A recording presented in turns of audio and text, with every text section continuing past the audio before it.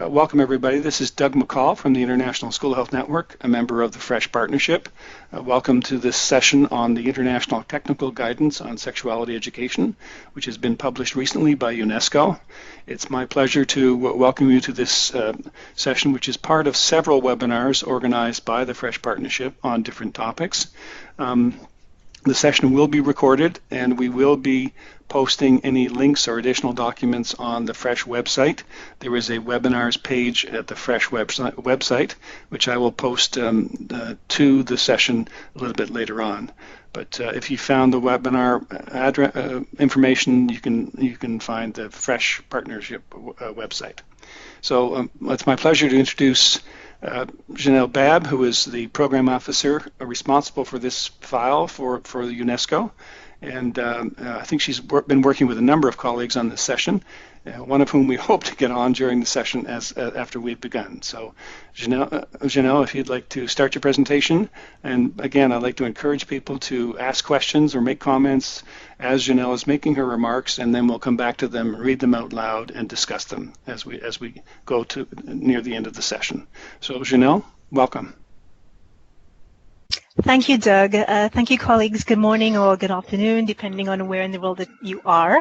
As Doug had indicated, and as we advertised, we are expecting to be joined by a second speaker. This is Mr. Julius Nifikwa, the Deputy Director of the HIV and AIDS Management Unit of the Ministry of Education, Arts and Culture of Namibia.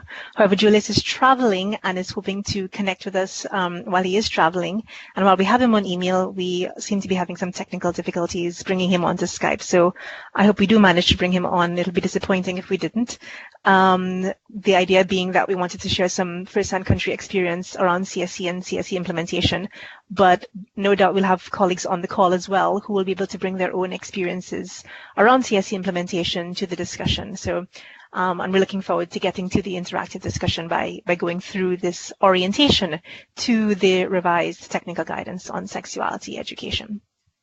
So to start, if I can just unstick my sticky mouse.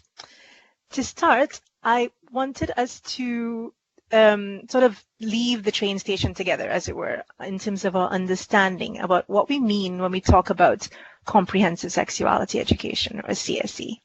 So CSE is education, whether it's delivered in formal or non-formal education settings, that is scientifically accurate, where the content is based on facts and evidence related to sexual and reproductive health, sexuality, and sexual behaviors. It's incremental, meaning that it's a continuing educational process that starts at an early age and where information builds upon previous learning using a spiraling curriculum approach. It's age and developmentally appropriate, such that CSE is responsive to the changing needs and capacities of children and young people as they grow, and that based on the age and development of learners, CSE puts forward developmentally relevant topics when it's the most timely for their health and well-being. It's curriculum-based in that it is, based on a written curriculum that guides educators' efforts to support student learning, including key teaching objectives, learning objectives, presentation of concepts, delivery of clear messages, all in a structured way. It's comprehensive, and this is a very encompassing term and sometimes a sticky wicket depending on your context. And I'll come back to that a little bit more when I get to the definition of CSE.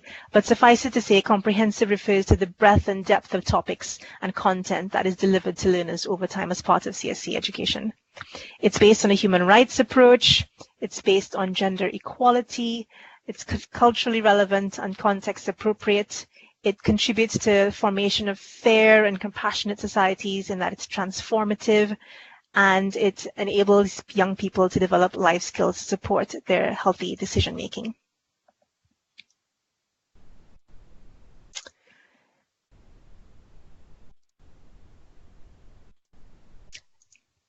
So the context of the technical guidance is really around the context. We want to recall the context in which CSE is being delivered in responding to young people's health and well-being. And I wanted to just flash up some of the statistics that we're very aware of, many of us in our work, around how young people's health and well-being are impacted by the absence of accurate and inclusive and age-appropriate sexuality education. And here's some of the statistics around that, where two out of 3 girls report having no idea what's happening to them when they begin menstruating.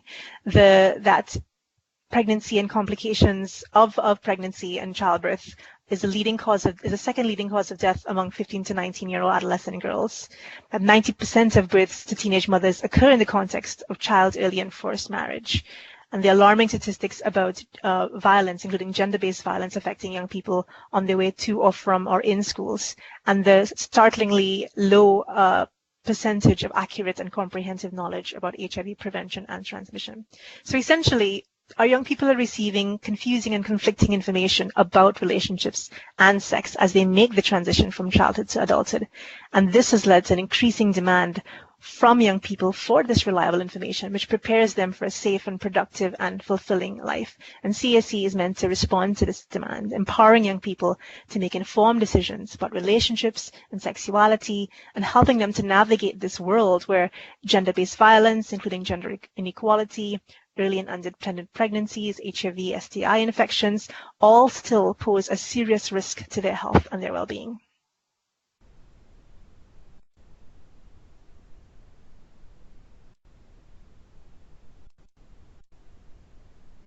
So again, just to reiterate why young people need and want CSE, preparing them for their present life as well as their life course in a healthy and fulfilling and happy way. CSE presents sexuality in a positive and developmental and normalized framework, emphasizing values such as respect and acceptance and responsibility and reciprocity. And of course, it's education that it's age appropriate and phased about all of these issues that you see here. And just to note briefly, still in the context of why governments are lending their support to CSE. And really, we have these intergovernmental and broader commitments that countries have made around not just education, but of course, sustainable development, where education features within multiple goals as well as SDG 4, and recognizing young people's right to education and health and the interconnectedness of those rights. And of course, the benefits of CSE that it brings to young people as well, and the evidence around the positive results of this. So this brings us now then to the International Technical Guidance on Sexuality Education. And for those of us who are aware of this resource, then we are aware that there is an original version published in 2009, published by UNESCO with a range of partners. And it was published in 2 volumes with the goal that we see here, equipping young people and children with knowledge, skills, and attitudes for healthy, responsible choices around their sexual and social relationships. And the initial publication of 2009 was structured in 2 parts. One focused on the rationale with the evidence, and the second focused on the topics and learning objectives. And it was originally published in 9 languages and downloaded 17,000 times in the time that it was published in that time to the present. Spring forward to the current moment, 2018, where we have the revised version. And in the revised version, it continues to be a technical tool that presents the evidence base and the rationale. It identifies the characteristics of effective sexuality education programs based on the evidence. It recommends essential topics and learning objectives that should be covered in CSE curricula for all learners, and it outlines approaches for the planning, the delivery, and the monitoring of national CSE programs. So in this revised edition, the purpose and the scope of the guidance have been retained. It's not a complete rewrite. It's important to recognize that considerable portions of the original guidance remain valid and have been brought forward into the current version, but updates are there.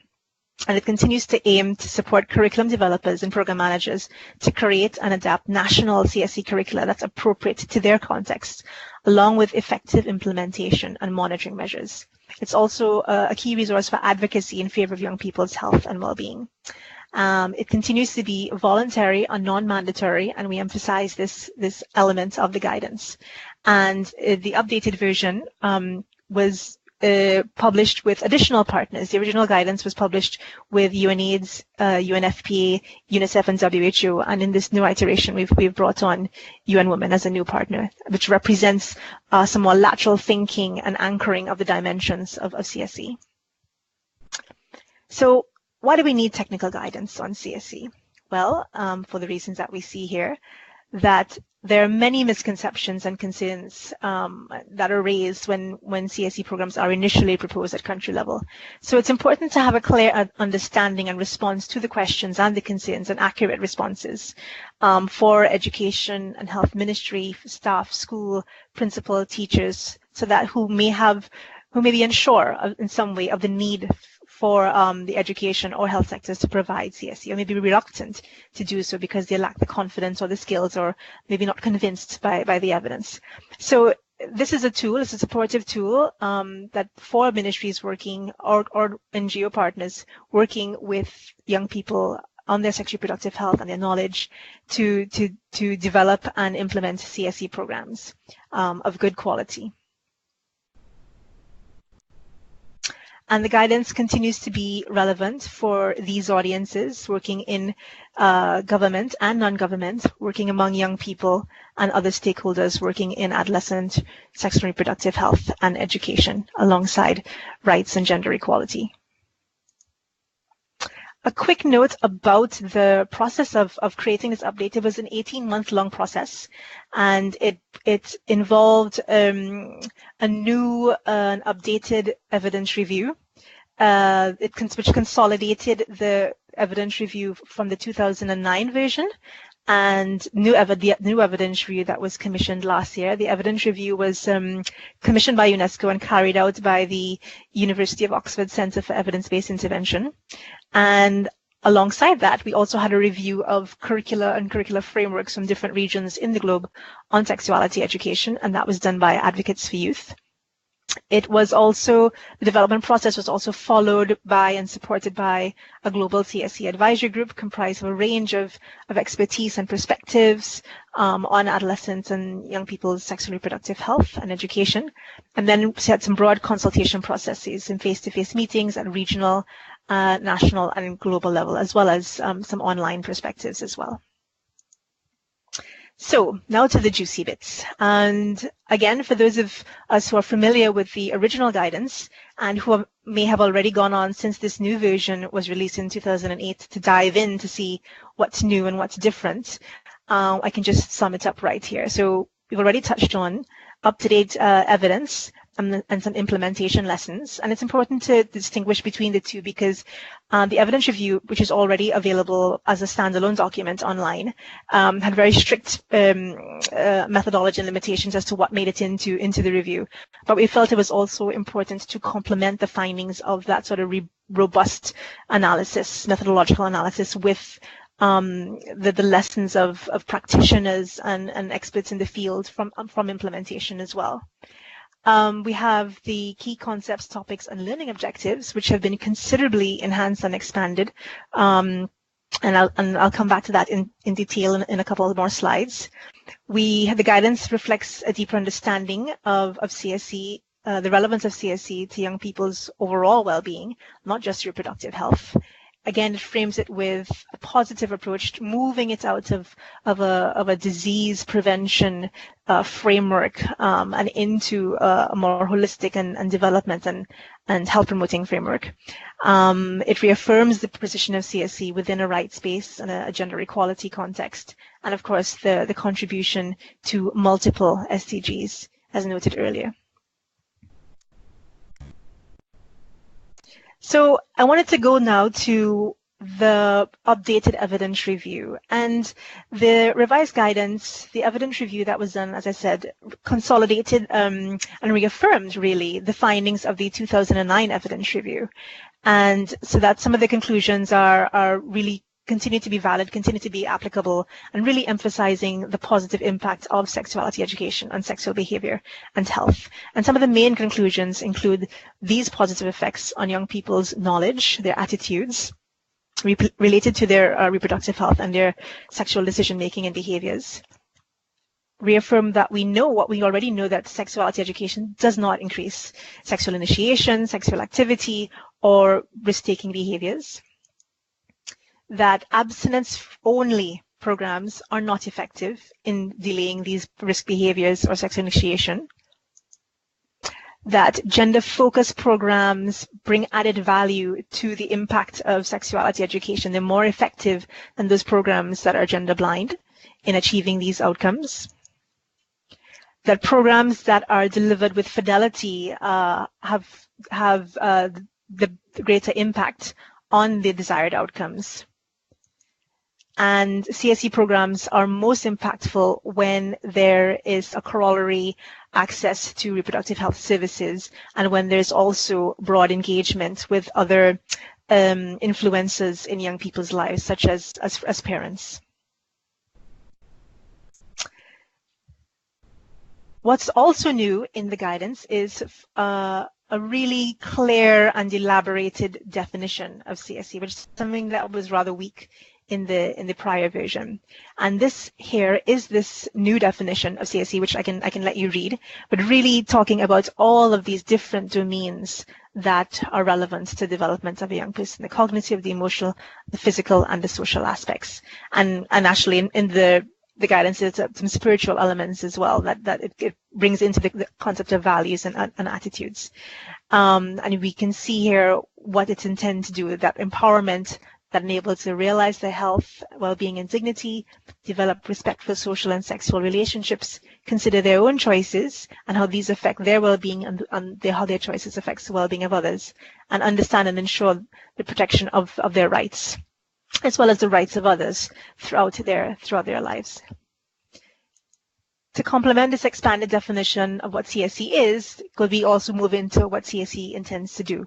And here we can see that it's intended to address SRH issues, biological, and health, developmental, puberty, menstruation, pregnancy, HIV, STIs, but also the social and emotional learning domains, analytical communication, critical thinking, and other life skills, personal values, issues of consent, integrity, non-discrimination, respectful relationships, and as well the opportunity to reflect on norms and practices and how these may shape their own decisions, and how these can be harmful, and to critique those norms. So really now zooming into the content of the heart of the revised guidance is this area of the key concepts, the topics, and the learning objectives.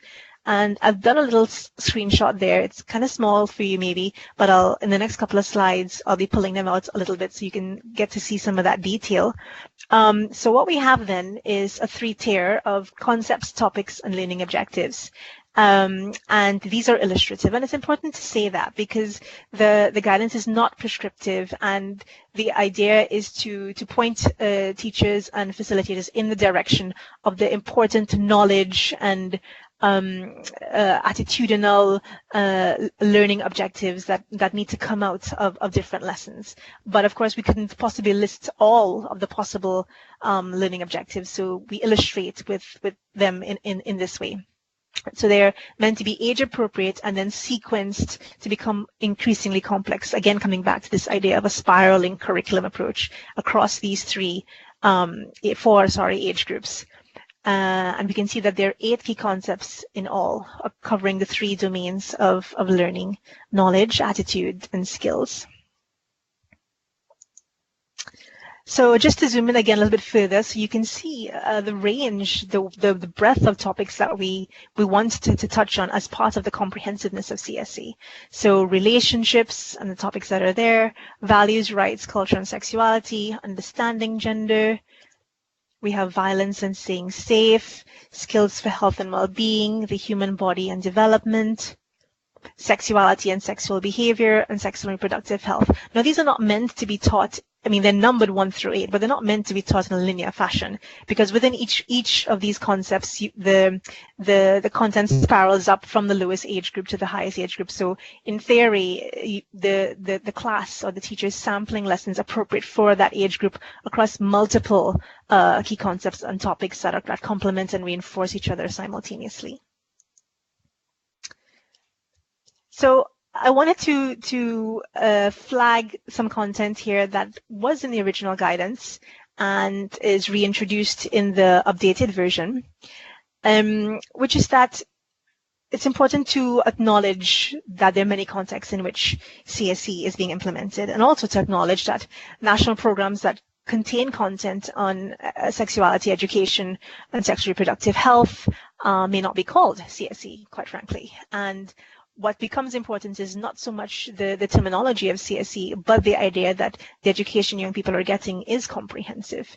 So we want to respectfully acknowledge and address some of the misconceptions and the concerns that stakeholders might have around CSE by responding with the evidence about clarifications about the intention of CSE and around how good quality programs can be designed and implemented in an inclusive and participatory way for programs that are nationally owned and implemented. And I'm not going to go through all of these individual ones, but you can see some of the concerns. I'm sure they'll be familiar to many of you in the context in which you're programming. That CSE leads to early sexual initiation. It's corrupting young people's innocence. That parents don't want this. It goes against our cultural beliefs.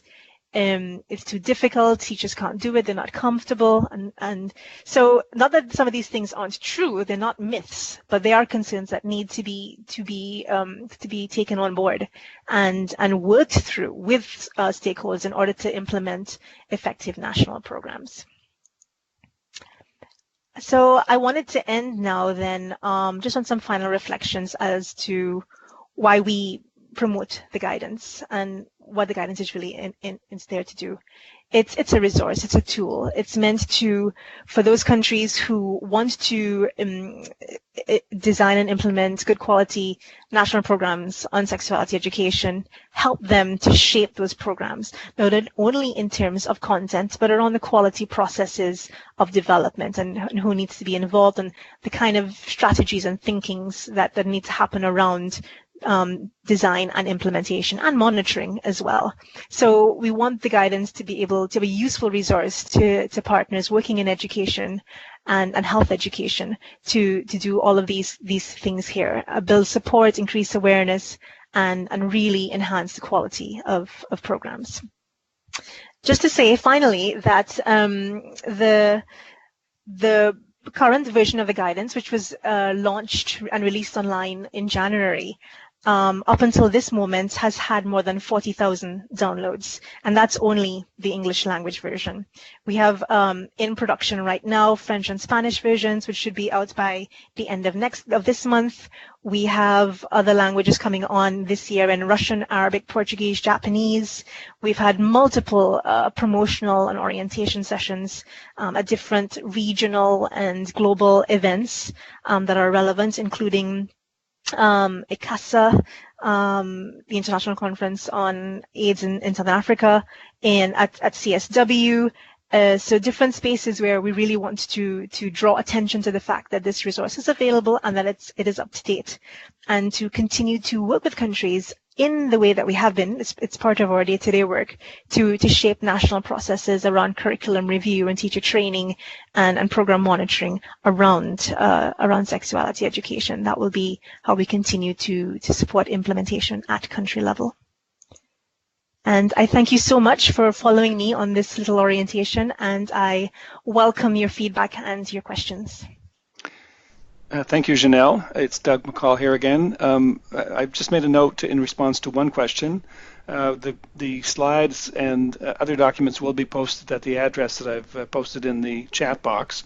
So, we'll also add into that, on that page, any linkages into the UNESCO clearinghouse and UNESCO sources of information as well. So you can track down this excellent presentation as well as the documents that Janelle has referred to.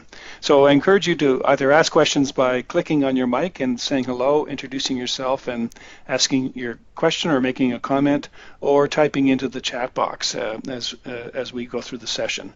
Janelle, I've not been able to make the connection with Julius, as you might have guessed, and I'll continue to do so, but I think we're going to have to live with that technical problem that we encountered this morning or this afternoon. So again, and maybe, Janelle, I'll start with the word comprehensiveness. I guess jig my memory from when I worked in Canada, we did a lot of work on sexuality education with the Council of Ministers of Education, which was interesting because they were the senior political leaders of the provinces and territories, and they were a real partner with Health Canada in doing this work at the national level.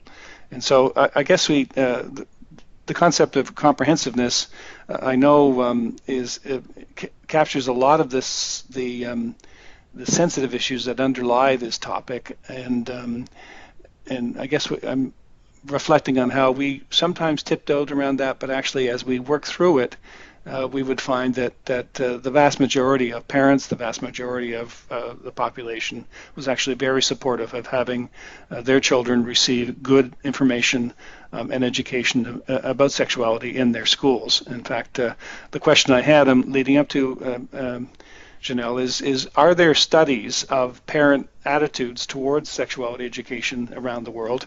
I know in Canada years back, every study showed that there was a strong support for sexuality education in Canadian schools. Are there similar studies around the world that might also be tracked down?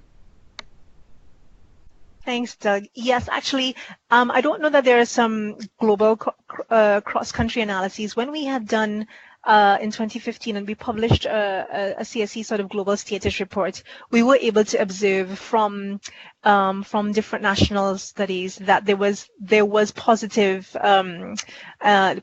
feedback, embracing by parents of sexuality education. So even and that even in the most conservative of settings, it is possible to implement sexuality education. So, but having said that, I think we would probably need some much more robust studies to more definitively say that, but there are some very positive indicative studies. Just to touch on a little bit more this idea of comprehensiveness, which I will acknowledge can be a flashpoint in different settings, certainly in more political spaces rather than technical ones, this idea of what do we mean by comprehensive, because it's a bit fuzzy around the edges and people like to be clear that we mean what we mean.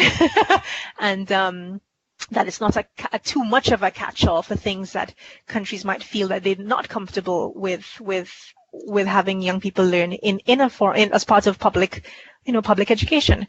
And we, it's fair to say that the technical guidance can't be all things to all men. We really wanted to embrace a very middle of the road approach because it is global. So on the one hand, we want to demonstrate what represents the best in terms of the breadth of topics that young people need to be exposed to, that constitutes good quality, which to go alongside what should not be excluded in the name of values, traditional or local values and norms. Having said that, we always, we reiterate that the guidance is voluntary.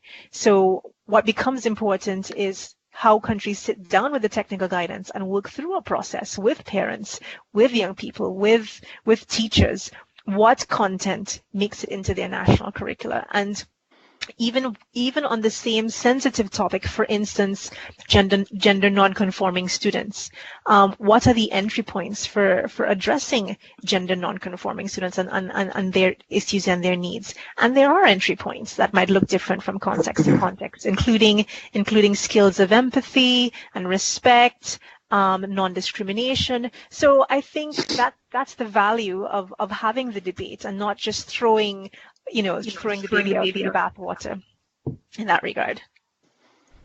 That's great. And I've seen Najeen is typing a message. And Najeen, if you wanted to just click, when you're finished, click on the little arrow icon and we'll be able to look at it. And again, either for folks online, please click on the microphone so the little bar disappears and ask your question or make your comment, or type in the chat box. I'd be happy to take them and have Janelle or others respond to them. This is Rahul Mehra. Thanks for the presentation, Janelle. That was excellent. And I will definitely go back and look at this document that you folks have just uploaded. The question that I have is, in terms of outcome studies based on this comprehensive CSE model, if you were to look at the outcomes of measurement in schools that have implemented the model as you recommend, as opposed to schools, who don't, or probably have hardly any sex ed going on in most of the schools around the world, I have two parts of the question. What is the outcome you look for? And what are the results that you have observed where this program has been implemented in a comprehensive manner? Thank you, Rahul. That's a really, really intricate and interesting question. So we learned a lot through the process of doing the update to the evidence review. I mean, the original evidence review done by Doug Kirby, who is, quite a well-known stalwart in this field from Education, Training and Research Associates. It was because CSE at that time in 2009 was framed very much in the context of HIV prevention and broader STI prevention, basically a disease prevention model. From then till the present, actually, because most of the programs around sexuality education have evolved from an HIV prevention model. Certainly the ones that are the most financed, which includes the ones that are best studied. So it means then that on the one hand, the outcomes that are best documented are the outcomes around reproductive health, which of course is relevant. A relevant outcome of sexuality education is reproductive health outcomes. And and as we saw in the slide, the evidence talks about how sexuality education has been able to contribute to these broader positive outcomes. What's less well known and remains an area for further study is this component analysis around how much of what needs to go into a CSE program for it to achieve its outcome. One of the findings that I mentioned around programs that were implemented with fidelity had the highest impact, which I think might be fair of any kind of intervention. If you don't implement as intended, you will never get, or you won't get rather the desired outcome. And it is, as you say, there are many countries that struggle to implement with fidelity, and some of the findings that we see might be some smaller scale RCTs that haven't been more broadly replicated, and that lack of fidelity can mean breakdowns in different ways. It can be breakdowns in the number of contact hours. It can be breakdowns in the range of topics, which comes back to this idea of comprehensiveness. So I don't know that there are definitive studies that speak to, if you cover, this guidance is talking about 8 key concepts, and in a situation where schools are grappling with the implementation space for curricula, it's not impossible that a learner will not be exposed to topics in all of the key concepts, if even half, quite frankly. So we actually need some more research around, what content, what limitations of content and what broader content actually makes the difference. The fact that we had the studies that show that sexuality education programs that include content on gender and power are more impactful is the kind of studies that are going more in the right direction as to what assemblage of content gives us the outcome that we desire. But there are the sort of minimum ones around reproductive health, where most of the studies are concentrated, and for sure we can see where the outcomes are positive based on the inclusion and delivery of reproductive health content. Even though we still struggle with some of the knowledge indicators, for instance, even around HIV prevention, we struggle with some of those as well. So long and the short of it is some much more space for investigation, this idea of a component analysis, and also recognizing that we may not have an ideal model where this guidance as presented can be implemented in the way that covers the ideal scenario of all of these concept areas throughout the life course of the young person's time in school.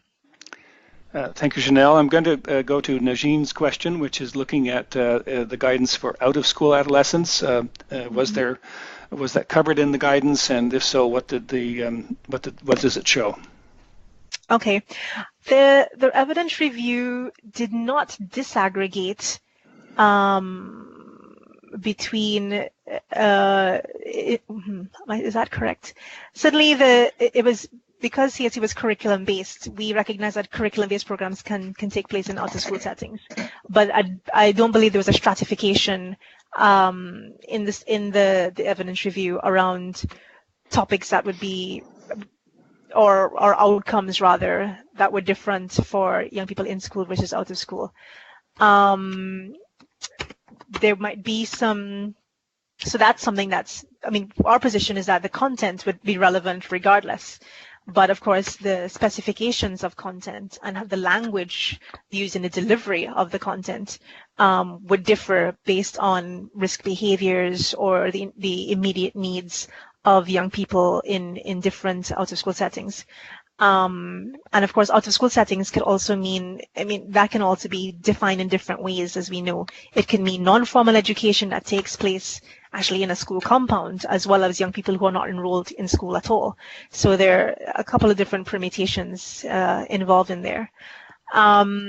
Just to note as well, our colleagues at UNFPA, which Najeen you may know or not, I'm not sure, is actually developing a complement to the technical guidance to look at this question. And they did an evidence review around sexuality education and how young people are not benefiting who may be out of school. And their guidance complements to this one is meant to really focus in on the needs of young people who are not in school and try to address that. Great, thank you. I'm going to go to Caroline's question, which is one of my favorites. Looking at capacity, is there research around the minimum capacity of education systems? In other words, teachers' time, learner-teacher ratio, teacher training that would be required for this kind of implementation of this kind of program in schools? This is a brilliant question, and like you, Doug, I love this kind of thing. There are some studies that at national level that make recommendations, and I think also our own UNESCO's International Bureau of Education has made some suggestions, not originating from CSE, but more from the area of HIV prevention education around a minimum number of contact hours, which doesn't come to me at the moment. Beyond that, the specifications, we do not prescribe, certainly. It's quite difficult to, I don't know if I couldn't answer the question if there is research around the minimum in terms of teacher-student ratio, just because in practice, how valuable is that information, recognizing that, schools have so many differing contexts in terms of how a CSE or how education, forget CSE, how education is being delivered. In primary school, it can be the classroom teacher who is, and the ratio can be 1 to 40, it can be 1 to 20, depending on where you go. And of course, there is some research around modalities of implementation.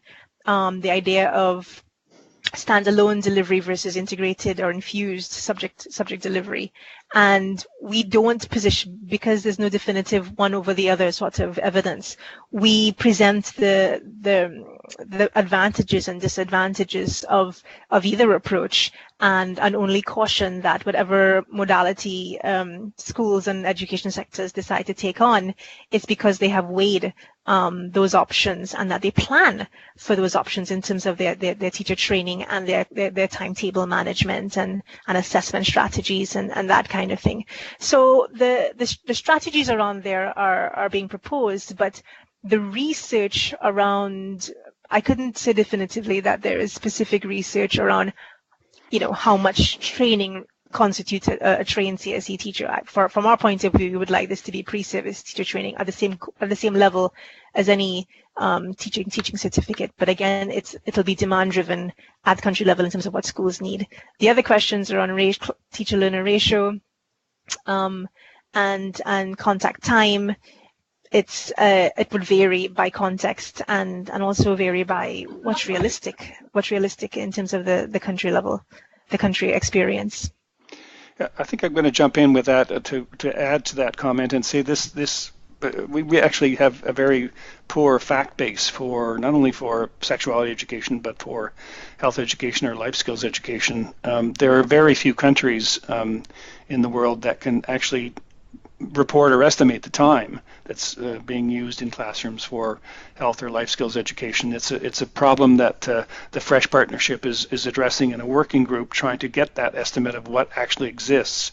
And sexuality education, like other topics, is often looked at alone without looking at whether or not there is a good or adequate health education program in which the sexuality education needs to be delivered, and we don't have that fact base at all. In fact, we're hopeful that working group from Fresh will be able to find a way of getting those basic facts, and it is the capacity, not only teachers' time but the classroom time, or the time available in other parts of the school day in terms of extracurricular or co-curricular activities or out of school activities that can be linked to the school.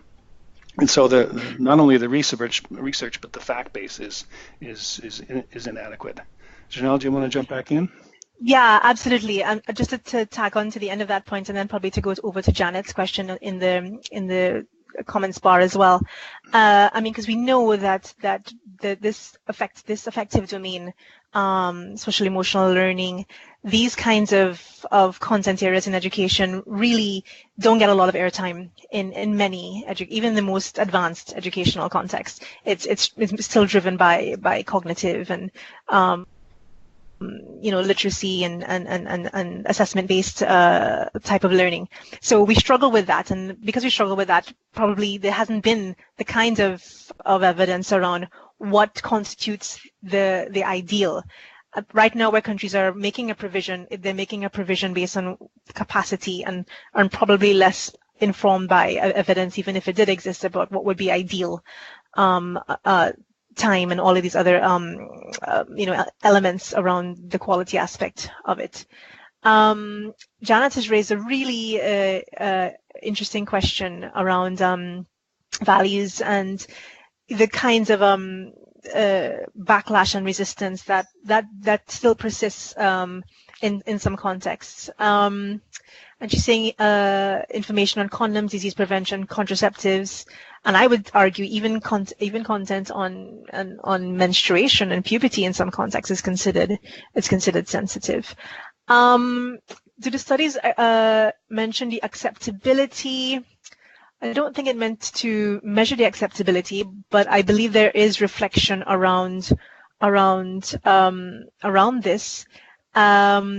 We also have with WHO actually. I don't think they form the part of the evidence review of the technical guidance per se, but I am aware that the WHO has done a series of case studies looking at CSE implementation in different contexts and studying bottlenecks and studying how education partners have been able to overcome resistance and bottlenecks. So, and even in our own 2016 or 2014, an earlier work that we had done on CSE implementation, we were able to demonstrate this idea that even in the most conservative of settings, it's possible to do sexuality education.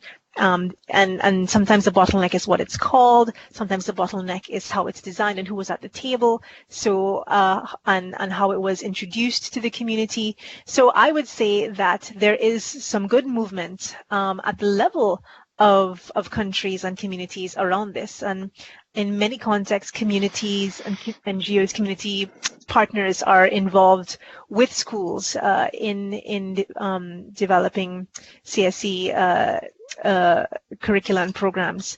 In terms of leaders, I mean, Eastern and Southern Africa is a very particular case where it comes to CSE, where there's a very high profile political commitment around sexuality education and young people's access to services, and a huge investment around that, including coordination structures and accountability structures. But of course, we know that at country level and in some community level, there's always the need for advocacy around this, and even where good quality curricula exist, challenges around scaling up or systematizing and delivering and fidelity, as we see. So the quality issues come now then not so much into, well, they still exist in terms of curriculum.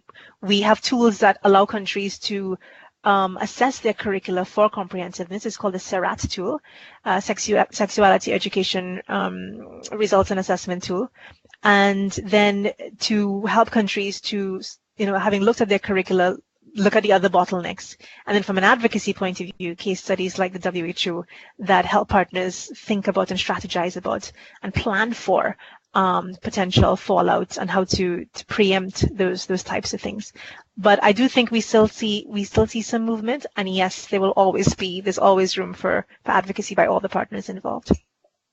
Thank you, Janelle. Actually, that's another favorite topic of mine is implementation and maintenance issues, sustainability issues, and scaling up. And I think the work that WHO is doing and the work that you've just referred to is important to follow up as we can tell stories about how people have found pathways through the problems and be able to share those stories around the world in organized ways.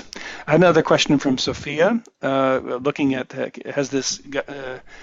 was it possible to adapt this guide to people with disabilities? I know there's been a lot of work on that area in different parts of the world. Is this part of the guidance? In our work with UNFPA on the young people out of school, there's a lot more reflection on, since we're looking at particular groups of young people who may be marginalized and may not be so easily included in education, even though they should be. There's some more reflection there. There is, and I had the chance as part of that process to meet education practitioners working with curriculum development for special needs students, including young people with disabilities.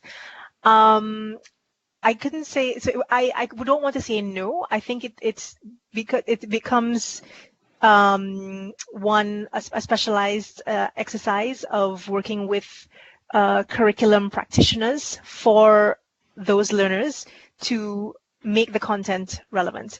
In some cases, it might be something, if it's disabilities like that could involve Braille or audio learning.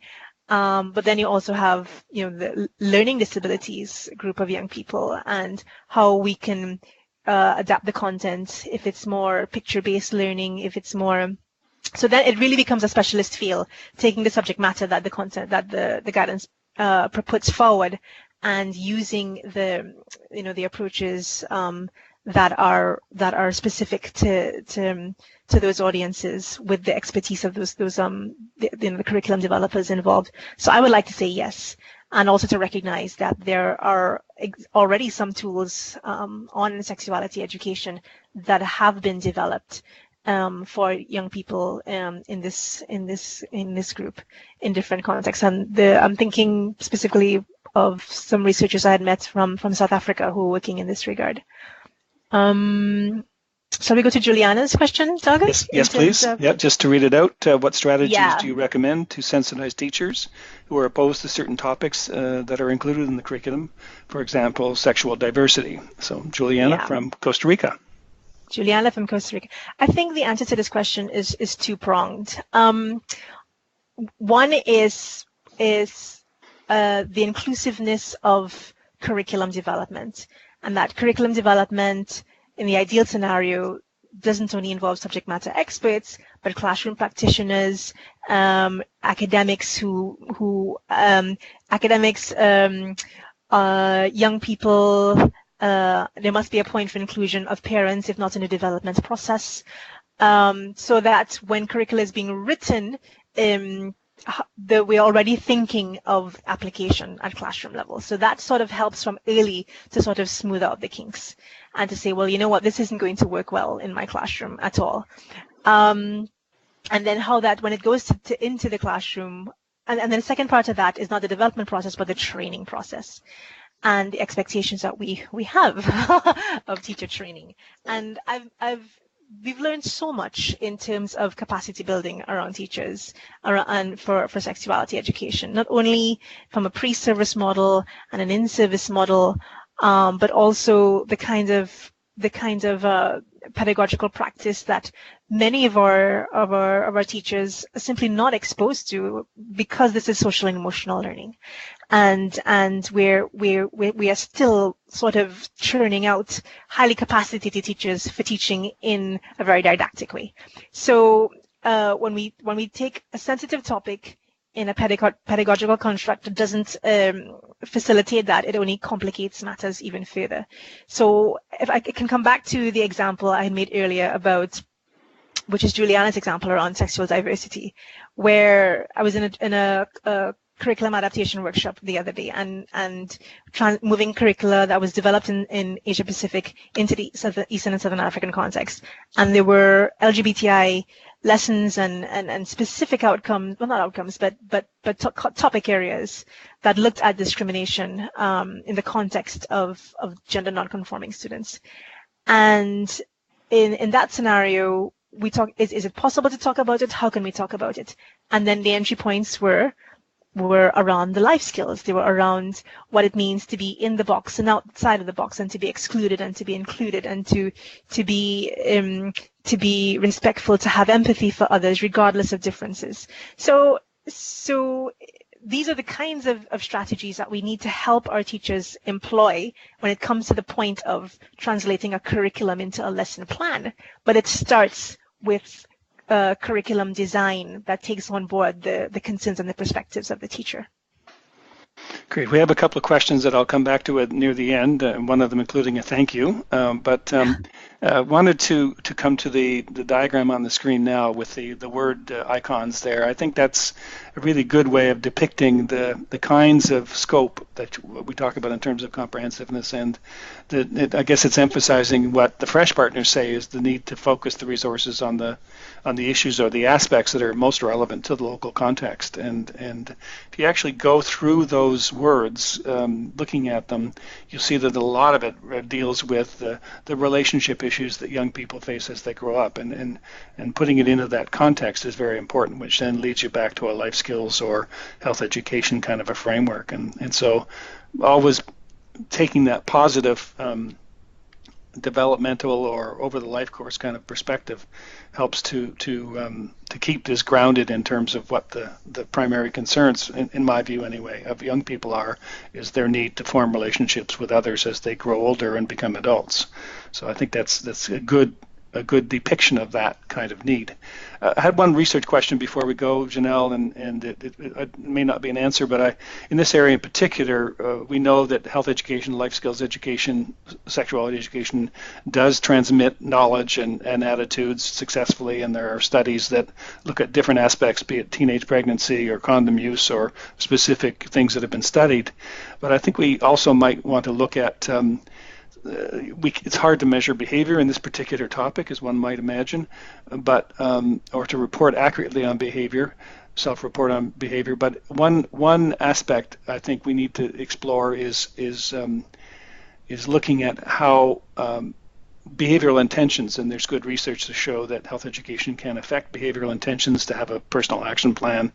And the other is to look carefully at what knowledge is being focused on. In my dark past, I wrote a curriculum, was part of a curriculum writing team here in the province of British Columbia in Canada, and when we were doing HIV back in the 80s, and we spent a lot of time giving facts and figures about HIV and STIs and so on, yet we didn't really transmit the knowledge that is really impertinent to risk, identification of risk, is that young people can have have HIV or STI and still look healthy. And so that kind of knowledge, practical knowledge, functional knowledge as we call it. And the other is normative beliefs. The drug education field has taught us about normative beliefs about tobacco and its impact on behavior. And so part of the program, I think, can look at normative beliefs about sexuality education and sometimes the myth that young people are having sex all over the place, when in fact that's much less true than the reality. So I don't know if you'd want to respond to that, Janelle, as we finish up, but I think that's a part of that research agenda that you've alluded to. That's absolutely correct, Doug. I mean, we saw quite clearly early on that the outcome studies and the impact studies that were available, first of all, were predisposed towards sex and reproductive health outcomes. And again, that's because that was a priority area of interest, and it was tied to funding sources and different development agendas. And, we're making the case for, as part of a quality education imperative and young people's overall well-being within a health promotion framework, that the other domains, developmental domains, their mental health, their well-being, that are less easy, as you rightly say, to measure, to follow, and may not be able to be assessed in the lifespan of a child's career at school. But if we're talking about learning skills for life, it they manifest themselves throughout life and maybe long after they've left school, even though there's some behaviors that clearly we want to see manifest very early. And we have been able to see with reproductive health in terms of delaying age of first sex and the number of sexual partners and these kinds of things. So I completely agree with you. And we see as well too, and that also ties into the idea of how we assess and understand CSE at the level of the classroom, in terms of, it's easy to measure the knowledge part, but we're less investing, especially even in the capacity building arena, of helping our teachers to understand the progress of their students in acquiring the skills, in shaping their beliefs and their choices, as you were talking about. And there's some sort of studies that allow some data capture even in school health around attitudes and things that are shaped by social and emotional learning, but more needs to be done in terms of being able to monitor and to assess at the level of the classroom, but at the level of the program in the system, what behaviors and decisions are shaping, as being shaped as and affected as a part of sexuality education, or more broader social and emotional learning programs, including things like school climate and young people's happiness with being at school. So I completely agree with you. And just to pitch in on Caroline's question there, Spanish and French versions, they're in the last stages of production, and we hope for them to be available by the end of the month, if not early June, online. That's great. And just a final comment, there are a couple of thank yous. I did want to note, and it's on the webinar description on the page that I posted earlier, the UNESCO HIV Education and Health Education Clearinghouse is a really great resource if you haven't been there before. And there's a pre-selected search for sexuality education. If you click on that link, it'll take you into that clearinghouse. And there's a really vast number of documents, reports, and policy documents and practical resources that you can find through that clearinghouse at UNESCO. And I encourage you to do that as well as to look at the research in terms of the research reviews and so on. Good experience or practical experience, professional experience is also a great source of knowledge, and it's readily available in that clearinghouse. So I'm going to move to close, and I see that, just to repeat some of the thank yous from some of the participants. Janelle, if you have any final words before we finish up. No, thank you. Thank you so much for the fantastic questions. I apologize that due to the technical difficulties, we couldn't bring on board our second speaker because it's always ideal for us to showcase from the level of the country and country management what CSE looks like and the opportunities for learning and cross-country exchange. So apologies for that, but hopefully in another context, another time, we'll have the opportunity to facilitate that exchange and sharing. Great. Further comments or questions before we close? If not, thank you again. We're just at the hour, so we'll finish up. And if you can make sure that you click on little X or leave the room, I'm going to actually stop the recording.